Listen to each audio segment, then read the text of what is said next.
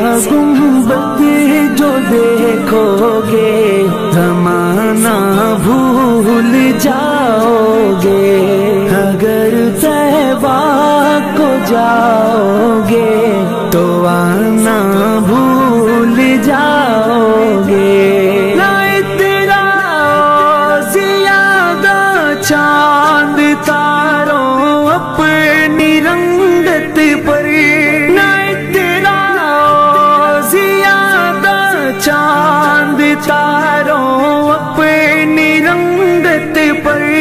मेरे आका को देखोगे चमकना भूल जाओगे।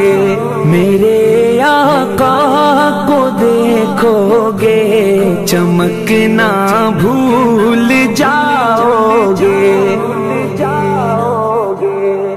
खबर शामिल करते हैं सियालकोट हाजीपुरा से, जहां गुज़श्ता शब ख़त्म नबूवत यूथ फोर्स पाकिस्तान के नाज़िमुल इत्तलात व नशरियात राना तलत महमूद के घर महफ़िल मिलाद ख़त्मुन नबिय्यीन सल्लल्लाहु अलैहि वसल्लम का इनेकाद किया गया, जिसमें शहर सियालकोट के नामवर सना खान मुस्तफ़ा ने खूबसूरत अंदाज में बारगाह रिसालत में अकीदत के फूल निशावर किए। खुसूसी खिताब हज़रत मौलाना सैयद अली रज़ा शाह ने किया। शान रिसालत ख़त्म नबूवत पर खूबसूरत बयान किया।